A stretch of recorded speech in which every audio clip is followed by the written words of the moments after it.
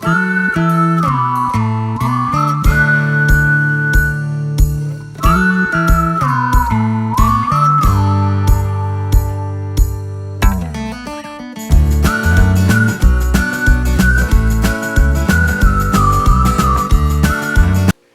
guys, how's it going? It's Bob here with Raw Hunting again.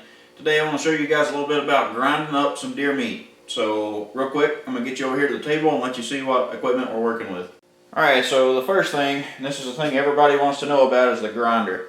Right, so this one I bought last year. It wasn't that expensive honestly, but it was a step up from your run-of-the-mill plastic geared grinders. So this is all metal. It's a little more heavy duty, bigger motor on it so it can churn more meat out. Essentially, it is the same exact thing with metal gears, right? So just a little bit more quality. This is the LEM Big Bite. I don't even remember what size it is, but I think it's got like a 1/4 horse on it. Nothing too extravagant. Didn't cost me an arm and a leg, and I bought it on sale after the season was over. This is number 8, so works the same way. It's got a nice big auger bit.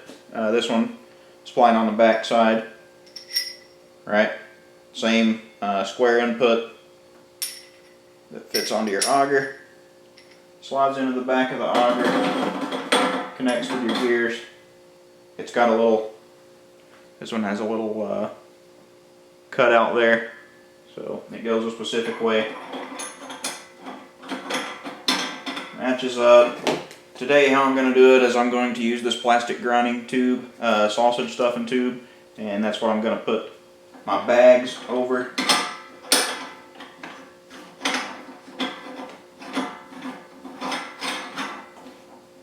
Slide it on just like that.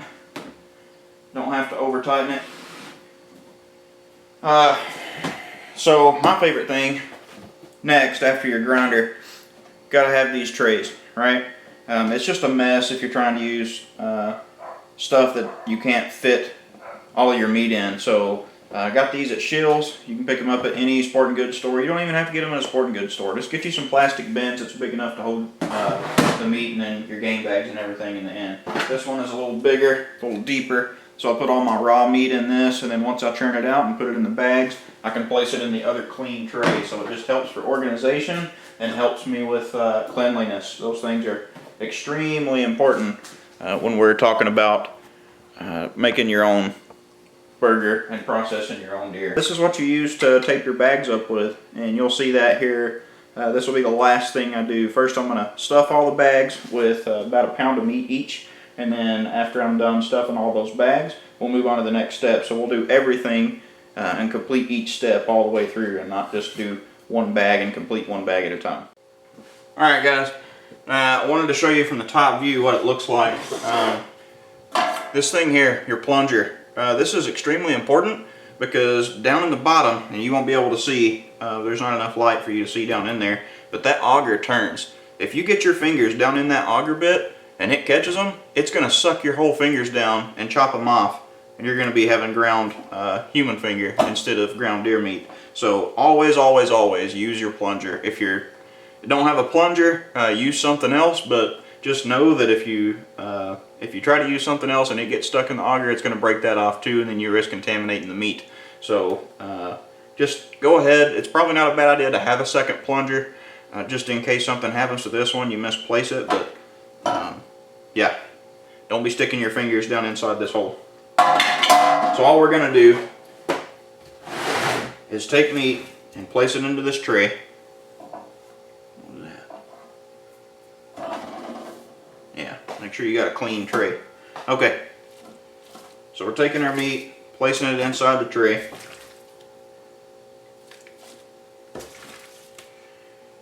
And then as these gears are turning this meat, I'm just going to pull a little bit of meat down into the hole, and we're not going to force anything, and it's just going to grind it up. Now, something to help with this, if you don't have your meat at a cold temperature, like we're talking, I pulled these out of the freezer and let them sit overnight in the fridge, and they are almost frozen cubes, but not quite rock solid. If you try to use warm meat, that meat is going to heat up as the motor in these gears heat up, and then you're going to get grime, and it's just not fun. You wind up having to try to force your meat through, and it just doesn't work as well, right? So put these things in the freezer, cube them up. This was actually already like cubed and stripped meat that I'm using. It's going to be really easy. It's already cut to size, and it's going to make this grinder not have to work as hard. So all I'm going to do now is take this bag. This is just a plastic LEM bag, right? Open on one end, and I can literally feed it through over top of my tube here. Push it through, and it's just like you're stuffing your sausage in a casing. Same principle here. This bag has this little 1 pound line. Oddly enough, this 1 pound line that they've got here is almost 100% accurate. So if you wanted to weigh it, you can weigh it, but this past season I went ahead and weighed it, so I know we're going to be really close, within an ounce, if I fill it packed all the way to that 1 pound line. So we'll go ahead and get started, and I'll show you guys what it's like.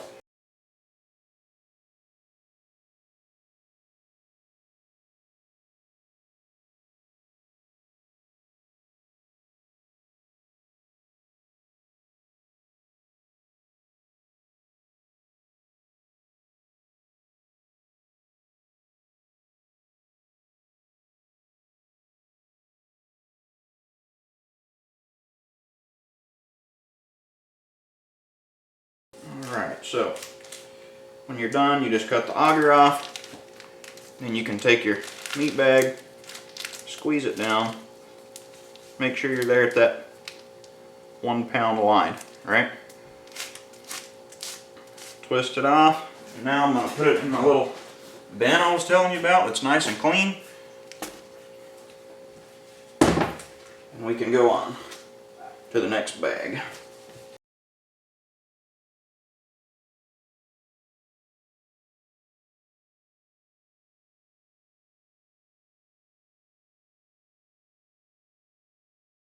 There we go. Got another pound here.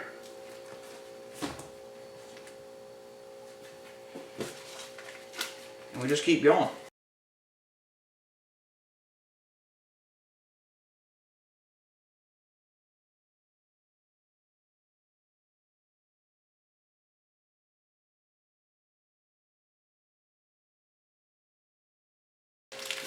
Alright, all I'm doing here is just grabbing at the top and inching my way down and squeezing. And that's just packing that meat tight. Now, did you guys notice, I'm sure you did, in the first part of this video, that first bag I did, I made the mistake, right? I grabbed that bag with the hand that I've touched this raw meat with. So what I'm going to have to do is wash the top of that first bag off after I get it sealed. And that's just my own mistake, but, you know, not that big of a deal, just something to keep in mind. Trying to stay clean. The one thing I don't like is, you can see inside this tube, I still have meat inside this tube, but there's nothing on the back side of it to help push that meat through.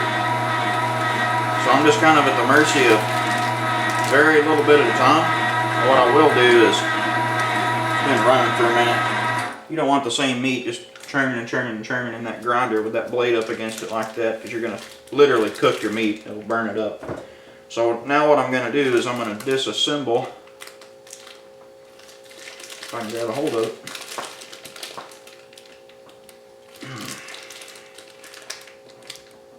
There we go. I'm going to disassemble the drive line here. Alright.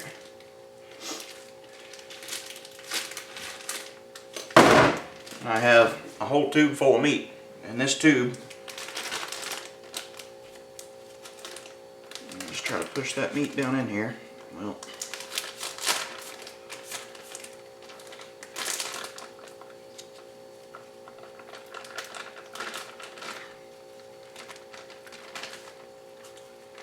there we go.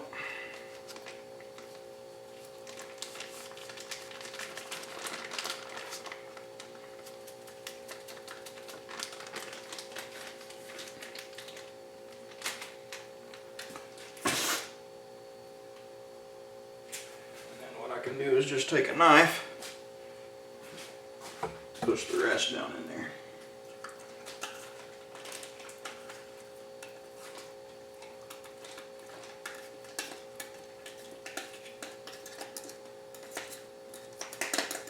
Just like that. Alright. Now, I have all my dirty components all contained in the same place. So we're done here really, except for the tape job. Here's what we're left with, right? We've got these nice clean bags of packed ground meat on the inside. Now all we're gonna do is we're gonna twist these tight and then put some tape on the end of that. LEM has a nice little convenient apparatus. It's a good word.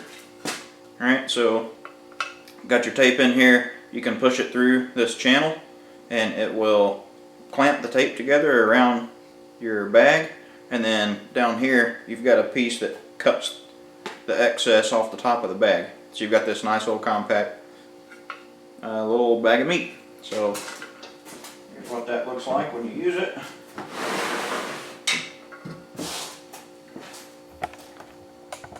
Zoom in here and show you guys.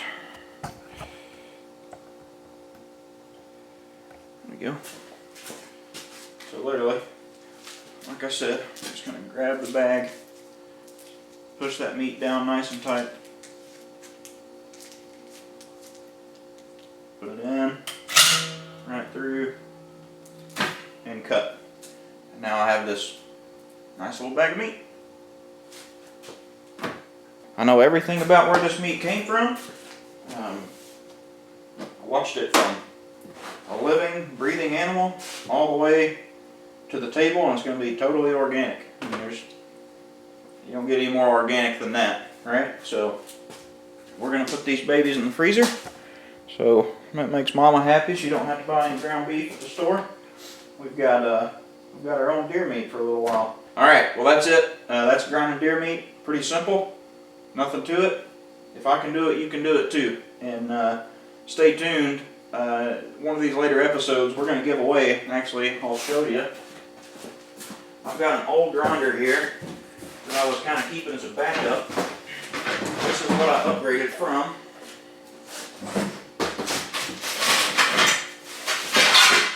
And I want to give it away. This is a Weston grinder. Ain't nothing wrong. I could do the exact same thing I just did with this grinder here. Plastic housing, plastic gears on the inside. It's a more economical version for those of us that can't afford to jump right in. Especially those first few years when you're doing this, guys, you need to go kind of cheap as you can, just so you can get more equipment to start with, and then over time you start upgrading. You don't have to have $1 million to get started hunting and be successful, or to process your own deer afterwards. So I would highly encourage you guys stay tuned to the channel. We've got this Weston meat grinder. We're going to give that thing away. We'll figure out the details of how we want to do that, but like I said, give us a like on our Facebook page, subscribe to our YouTube channel if you like what we're doing. We're just trying to get everybody involved in the outdoors best we can, and help you out any way we can. If you have anything you want to tell us, by all means, shoot us a message, comment below in the comments section, and we'll be sure to answer you back. Appreciate it. You guys have a good one.